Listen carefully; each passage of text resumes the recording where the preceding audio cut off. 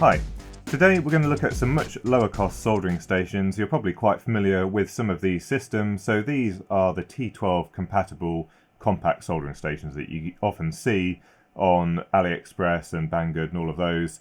So we've got a Quicko here. This one isn't an STM32 based system, so this is quite a lot cheaper. I think this one only cost about $25 delivered with one of the handpieces. And then we've got the KSGER, which has an STM32. And we're going to test these once again on the high thermal capacity PCB that I've had made here at JLCPCB. And this is a 4-layer board, so it is going to present quite a challenge thermally for the soldering stations. It'll be really interesting to see how they behave compared to some of the stations that we've looked at already.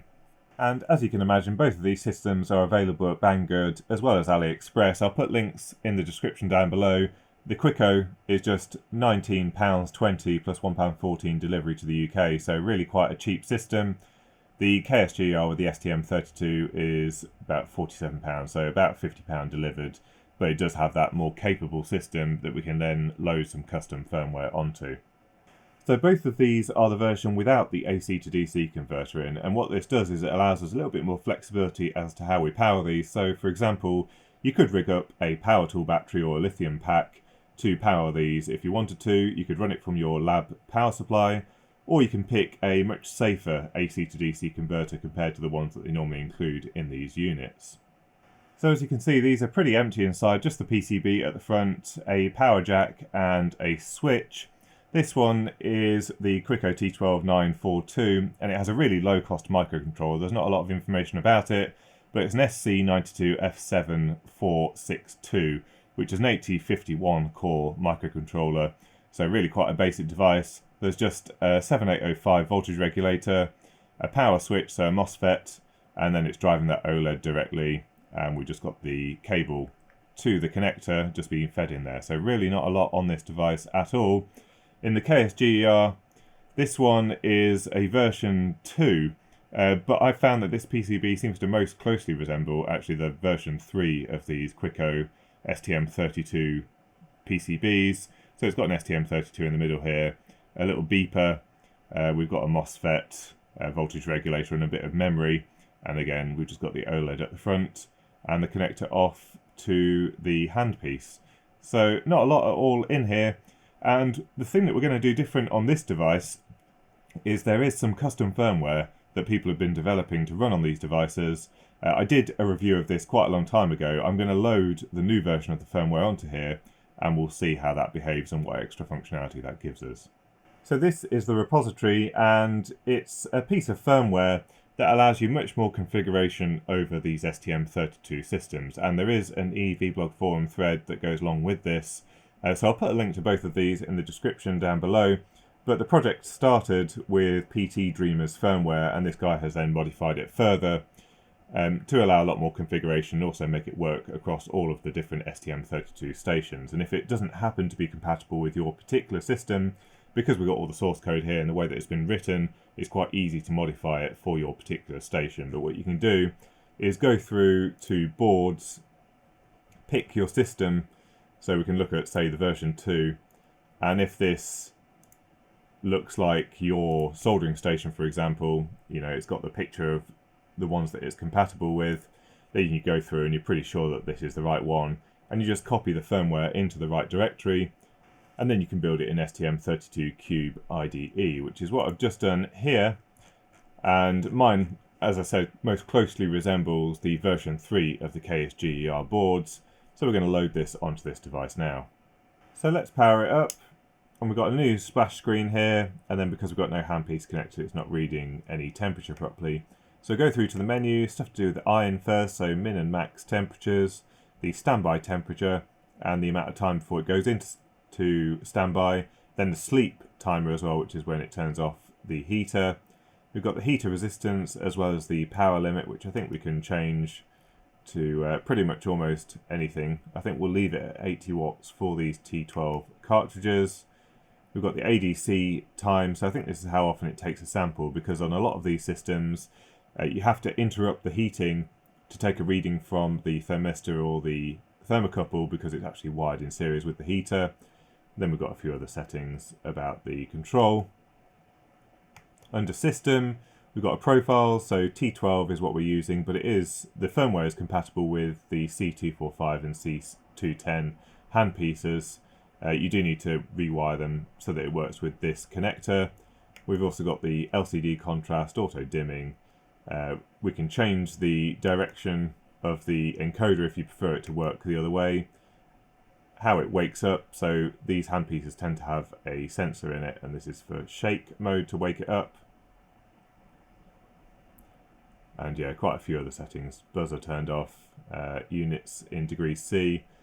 This is quite a nice one, so you can change the step size for when we're adjusting the temperature, and then we've got the low voltage cutoff. So at the moment this is set to 11 volts, so you could actually run this off a 12 volt battery at reduced power potentially and still do some soldering. Then we've got the settings for each of the different tip types. At the moment it's just got the standard BC3 cartridge, but here you can set some of the settings for the PID control loop. So you've got the proportional, integral and derivative control, maximum current, minimum current, and various other settings. So I think these are the calibrations at the different temperature set points. And then you can add one of these profiles for every cartridge, since they all behave a little bit differently. Then finally the calibration if you actually want to calibrate one of these soldering tips. Next, let's look at the Quicko, and we've got a slightly more flickery display on this one, although by eye it doesn't seem to be too bad. So we've got the set point temperature, the amount of power being put into the handpiece, input voltage and the ambient temperature, which seems to be way off. But also this is really confused by the fact that we've got no handpiece connected. It keeps cycling through, no tip detected, and then it reads some random temperatures, as you can see. But we'll go through to the menu. We hold down the encoder. We've got the calibration menu, the auto sleep, so the amount of time before it goes into sleep mode, the amount of time before it powers off the heater completely if nothing is detected. Then we've got a boost mode, so when you're soldering, if you press the encoder once, it will go into boost mode, increase the temperature for a given period of time. Here it's 30 seconds, and that allows you to try and solder something that needs a little bit more heat into the joint. And we can increase we set the temperature here, so basically this increases the temperature by, at the moment, 50 degrees C temporarily. Wake up method. So we can either use the button at the front to wake it up, or we can use the handpiece tilt sensor. Then we can turn the buzzer on and off. Battery guard, which I think is a low voltage cutoff, so at 12 volts here. Firmware. So version 3.2, but I don't think we've got much chance of getting any different firmware for this, let alone being able to program this Chinese chip. I don't think we've got any way of upgrading that. And then we've got factory reset. So as you can see, there's not as much control on this, and certainly no means to control the PID loop, for example, especially on a cartridge by cartridge basis. So that's where the other one might be quite handy. Then we've got the handpieces. This is the KSGER one, which came with the KSGER system. It's an all-metal handpiece with just a rubbery bit around this collar here, which is where you hold it, and it's quite comfortable to work with actually. I don't like that the cord grip is quite short, although I've not really had any trouble with that. But more recently, what I've had trouble with is when you put certain cartridges in, it doesn't seem to make very good contact with the contacts at the bottom here. You have to fiddle around with it quite a bit to get it seated right at the bottom, so I don't know what's going on with that one. But because of that, I ended up buying a slightly different handpiece. I've not seen any of these on eBay or on Aliexpress before, but this one is really quite a nice handpiece. It's got a nice slimline cord grip. It does look a little bit like the JBC from that respect, and again really quite manoeuvrable. It's got a similar tip to grip distance, but this one seems quite nice, so we're going to try this one out today as well. And then the Quicko came with this handpiece, which is kind of really quite a cheap one, very similar to the Hakko handpiece, but let me put a cartridge in it. So yeah, I've just put that same tip in this one, but look at the distance between where you hold it and the tip. It's really unwieldy. I don't know how you'd ever do any tricky soldering. We're talking about 100 millimeters between where you put your fingers and where you're trying to solder, or 4 inches. Compare it with the KSGER one, and there's no competition. It's quite incredible really, and it looks to be quite similar to the Hakko handpieces, so surely they don't come with that kind of setup. I don't imagine it being very good for fine soldering work, but this one is cheap.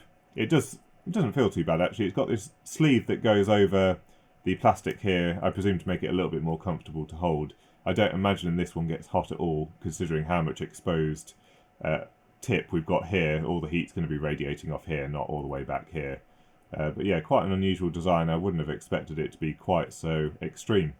So we'll start with the Quicko. I've got a slightly chunky tip, a 2.4mm tip here, and we'll try soldering some of these components. I'll set it to 357 degrees C, and we're going to be using some KSGER solder. So we're having a little bit of trouble melting this. I think that's about there.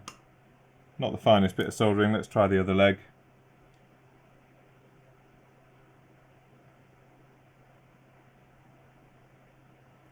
And the solder's getting quite stuck to the soldering iron tip here.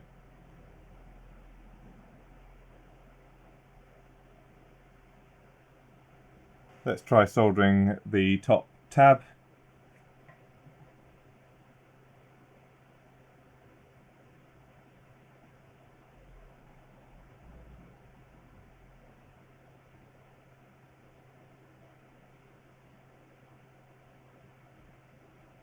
See, I'm pushing it in here. I'm having a bit of trouble getting it to melt the solder. This is, yeah, pretty hard work actually.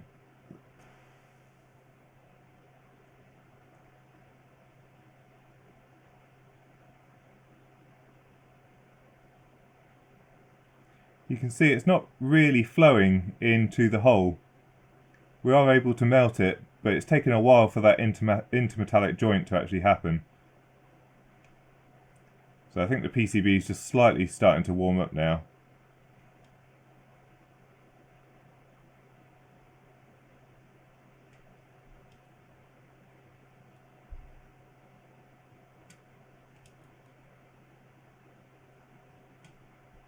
There we go. So yeah, some pretty crusty soldering there.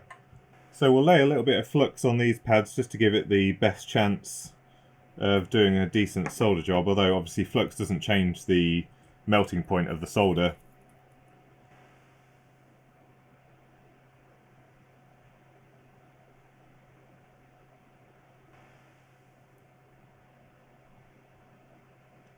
I might have to quickly change the tip. It's a little bit unwieldy. Oh, it's doing the job, sort of.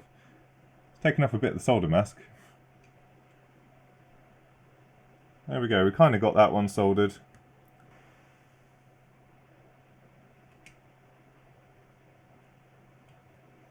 In fact, the solder mask on this PCB doesn't seem to be all that good.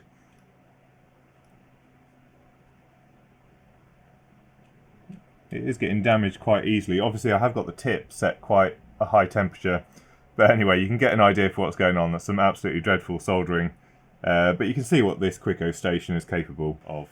So we've got the same tip in the unit. Let's try it on the D-pack package again. Oh, we're really struggling. So it says 365 on the front of the unit, but I don't think it's anywhere near that based on how that was melting the solder. Right, so we have got it calibrated now. The values were quite different for the KSGER system compared to some of the calibration settings for the Quicko, so it was way off. But we've got it set to 350 now, and as you can see, it's pretty close. So yeah, that works really quite nicely.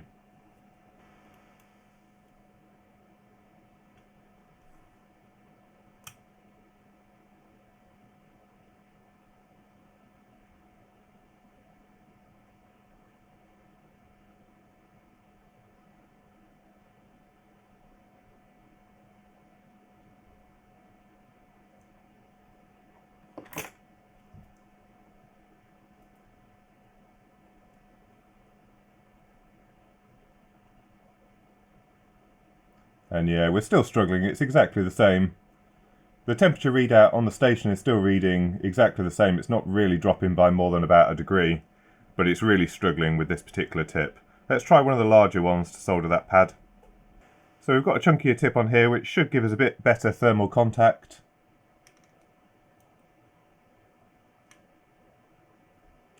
But the solder's still getting quite stuck on there.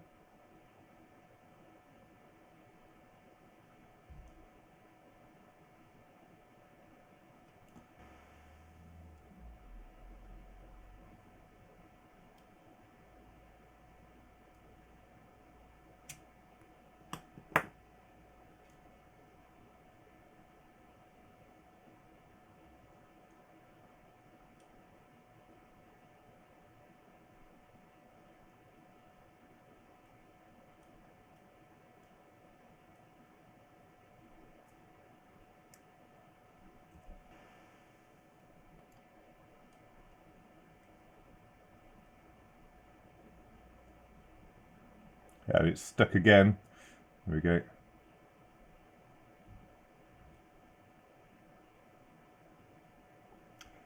And the temperature on the station's dropped down to 340. It's trying to recover.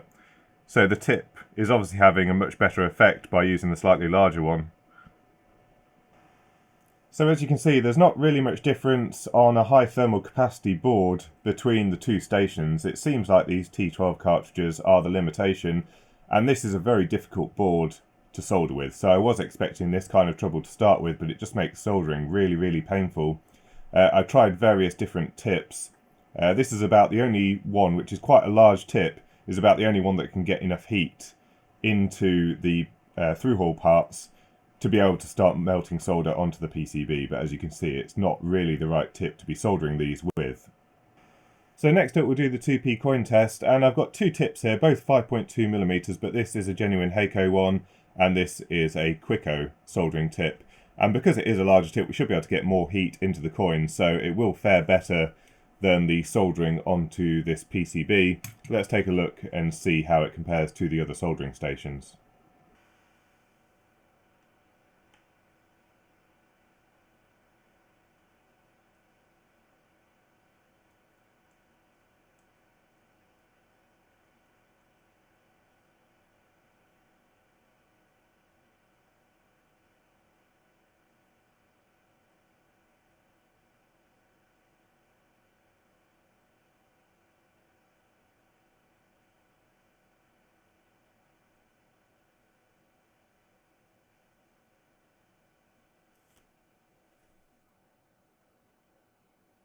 So broadly speaking, fairly similar results to the quick and also the best soldering stations. I repeated the tests a couple of times. The top one is the genuine Hakko 5.2mm cartridge, and the bottom three are with the Quicko 5.2mm cartridge. And I'm not sure if you can see, first of all, we do get slightly better spread with the genuine Hakko, but also the surface is a lot smoother on these than on the bottom ones. And what that says to me is that all of this solder started to solidify at around the same point. So the entire pool was molten, and then as it cooled down, it all solidified at the same point. Here, because we've got this rippled texture, that tends to be when it's starting to solidify at the outside and still molten in the middle, and then it's made its way into the middle as you remove the soldering tip. So that says to me the Quicko cartridge doesn't quite have the same behaviour as the Hakko cartridges. Now, you saw me do some pretty terrible soldering with this soldering station. That is because this PCB is extremely difficult to solder with. Because we've got so much thermal mass, basically this station is just underpowered, or probably more likely the cartridges are underpowered for the type of soldering that we're trying to do here. However, what it did illustrate through its exaggerated thermal properties is that really to do effective soldering, you do need a selection of cartridges to actually do that soldering. When I use the Metcal MX station, generally speaking, I can get away with using just one soldering tip, but you shouldn't. You should size the tip according to the joints that you want to make. So for something like these tabs on these D-pack or D2 pack packages, you should be using a much bigger tip so that you get your soldering done in a reasonable period of time. The fact that I can get away with it with some of the induction heating stations is not necessarily good practice. So I think quite an interesting result here. And once I've finished reviewing all of the solder stations individually, what we'll do is we'll do one comparison video where we do the same test on all of the stations and we can see all of the differences together. Also, I know some people don't like the 2p coin test. I've got a bar of copper here and I'll cut it into 25 by 25 millimeter squares, and that will give us a much better benchmark that will be even across all these soldering stations. But as you can see, like, this doesn't tell the full story. From this you'd think that it was a pretty good station because we're able to melt loads of solder onto a coin, but then when it came to some really heavy duty soldering, that just wasn't the case because you can't use necessarily one of these chunky tips on these small connections. However, I would highly recommend these stations, especially for beginners. You're not really going to come across this type of soldering challenge. And the custom firmware for the STM32s that DavidAlfa has been working on, I think is a really nice improvement. It allows a lot of customization, and I did end up having to tweak the PID parameters a little bit on the KSGER to get the best results out of the 5.2mm tips, because The control loop does vary depending on whether you've got one with a lot of thermal mass or not very much. And on a station like this, where the non-STM32, where you've just got a single profile for every tip, there is going to be a compromise somewhere. You may not really notice it unless you're really pushing the limits of these cartridges, but it's nice to have that extra capability on these systems. Now, one thing about the forum thread and also that firmware, I think David doesn't have a KSGER station, so he natively is supporting the Quicko stations. If you are thinking about buying one of them and you just want it to work, it's probably easier to get hold of one of the Quicko STM32 stations than it is trying to mess around with the KSGER. But I didn't have too much hassle. It's just that the calibration parameters on this needed a little bit more tweaking before it started working properly. So I'll put a link to all of these in the description down below. I hope you found this all very useful. We'll be looking at another soldering station next Monday, and until next time, thanks for watching.